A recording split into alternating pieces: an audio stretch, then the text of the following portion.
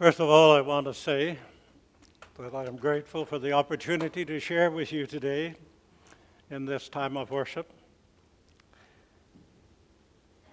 One of my closest friends in ministry is with us today, the Reverend Barry Wiseman, who had the privilege of being minister to my family when he was first ordained.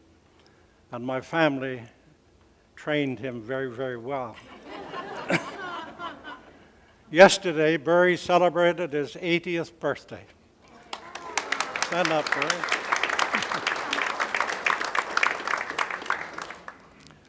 Of course, he's got a long way to go to catch up with me. Today, I want to share with you on accepting the things we cannot change. And in our Bible reading, the Apostle Paul tells us that he had some physical challenge, a thorn, he calls it, that was a constant irritant in his life.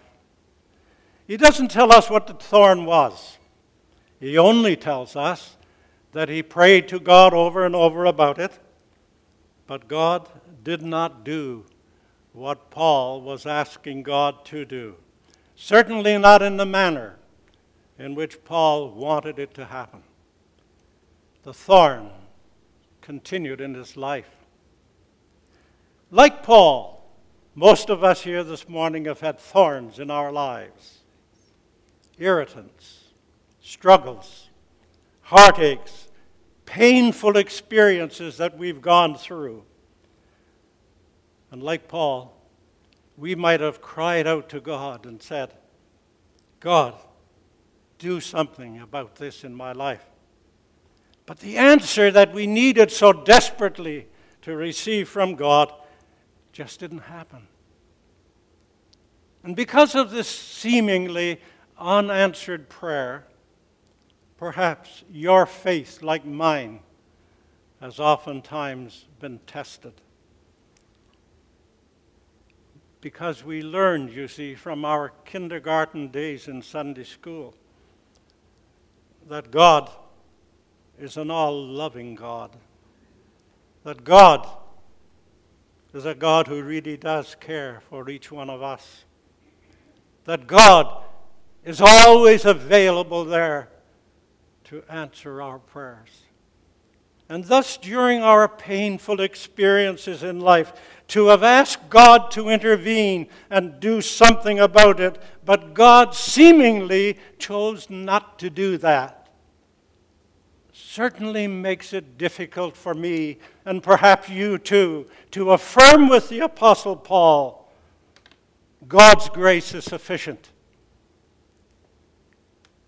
For God's power is made perfect in our weakness. I have learned from personal experience, and I've learned from years of working with other people with terrible tragedies in their life. I have learned that it requires a lot of courage. And for many, it takes a lifetime of struggle with their faith in order to make that affirmation that the Apostle Paul made. You see, faith and trust in God, in spite of what happens to us in life, is not something that comes instantly. It is not something that a sudden religious experience is going to make it all right. It's something that I've struggled with in spite of the fact that I've been a minister of the church for more than 60 years. But there is a saving grace that I've discovered, and it sometimes provides me with some comfort, and that is to know that even Jesus, at the beginning of his ministry, he spent 40 days, we are told, in the wilderness, trying to work it all through. And then he was still struggling with it in the Garden of Gethsemane. Just before his death, he cried out to God, saying, Father, you can do all things. Remove this cup from my life. And even right up to the end of his life, as he hung on the cross, Jesus is still in seeming desperation, and he cries out to God, my God, why have you forsaken me? Dr. Reinhold Niebuhr, one of the great theologians of the 20th century, during the summer months, we are told, he spent time at his cottage in the state of Massachusetts. And while he was at his cottage in the summer, he oftentimes attended a little community church that was close by, and he was sometimes asked to lead the congregation in worship. And one Sunday, as he was leading the congregation in worship, he led them in a prayer that captivated the minds and the hearts of the people sitting there, and since has been printed on postcards and greeting cards, and even it has become the prayer of Alcoholics Anonymous. It's a very short prayer, but so powerful.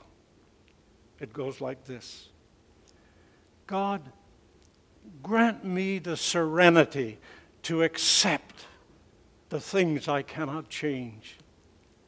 God, grant me the courage to change the things I can, and the wisdom to know the difference.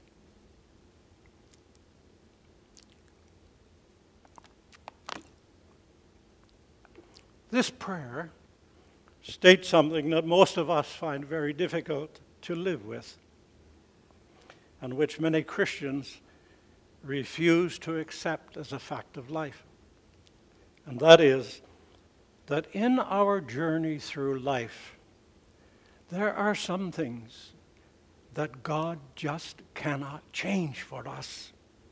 However much you and I may hope that God would change them, however much you and I would pray to God that God would change them, sometimes it doesn't turn out the way we want it.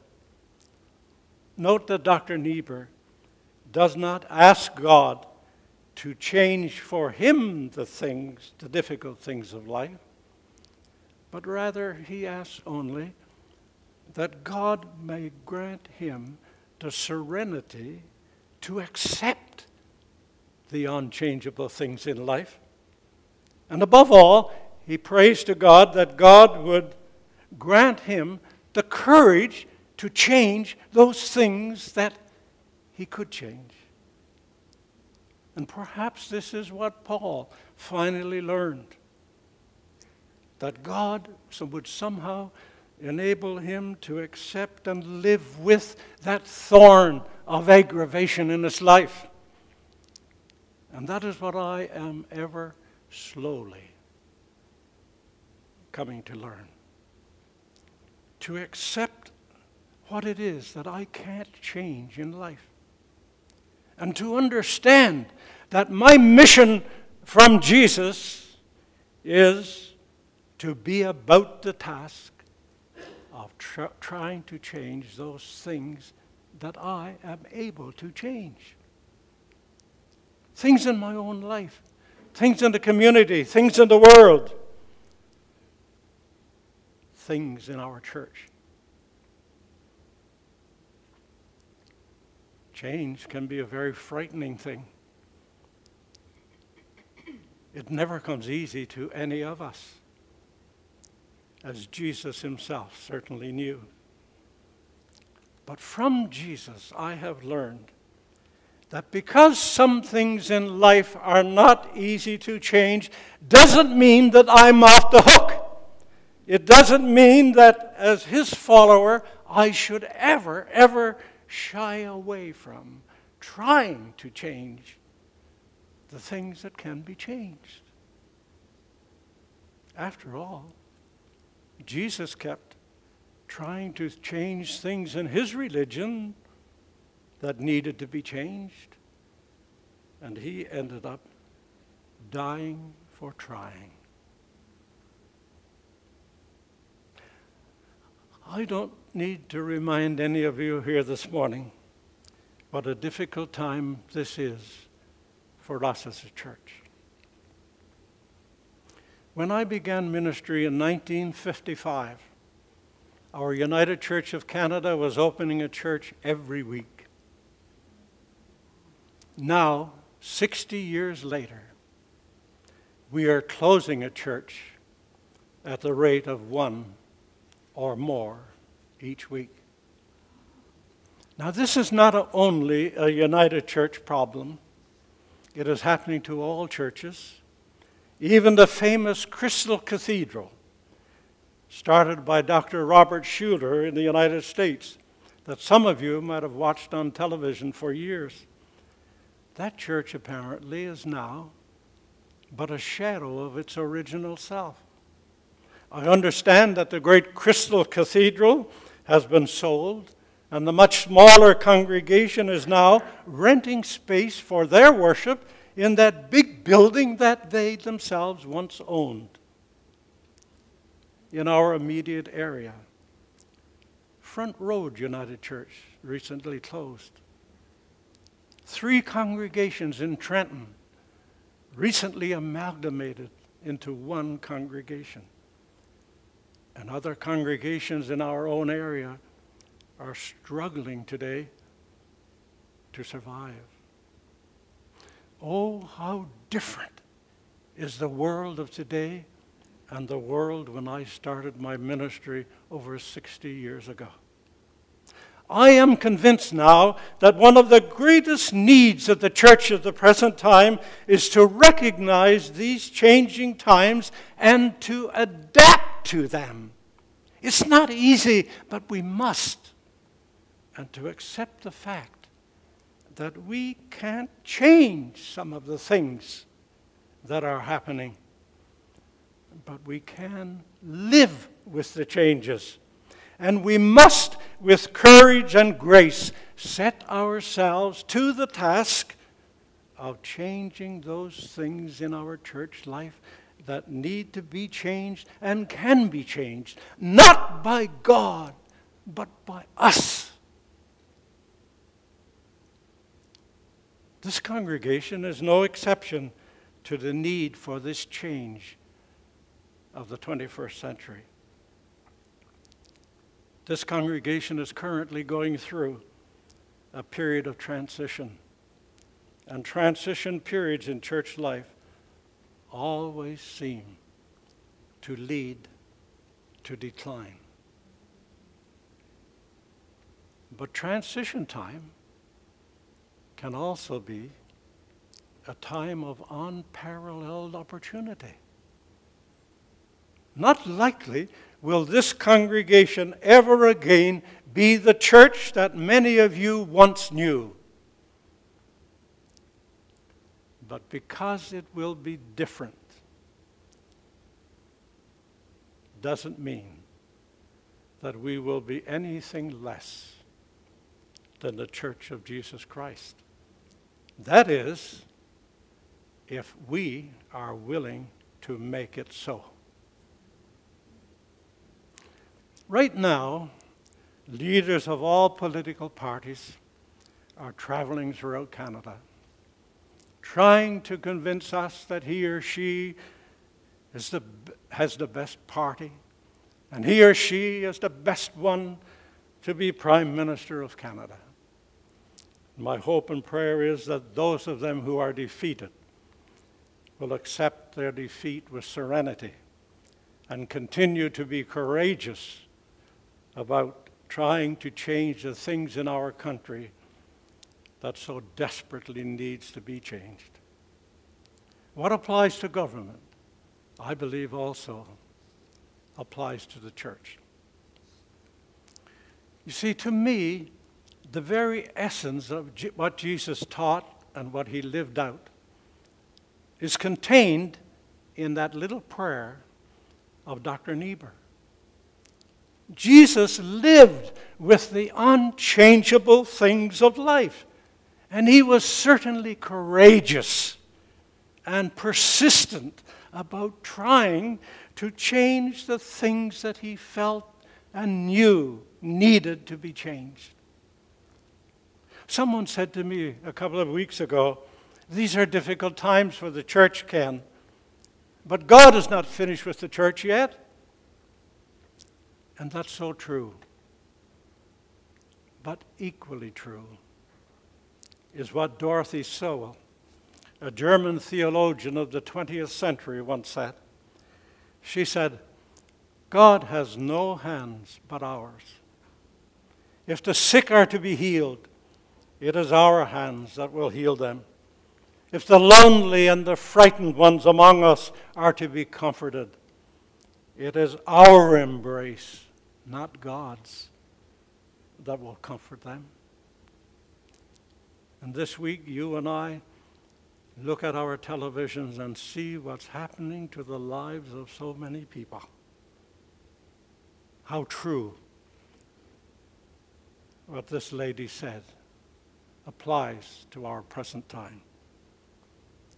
As this congregation during the next few months goes about the task of trying to discover what it is that God might want us to be and to be about, not just for the present, not just for the future, not just for those of us who are here this morning,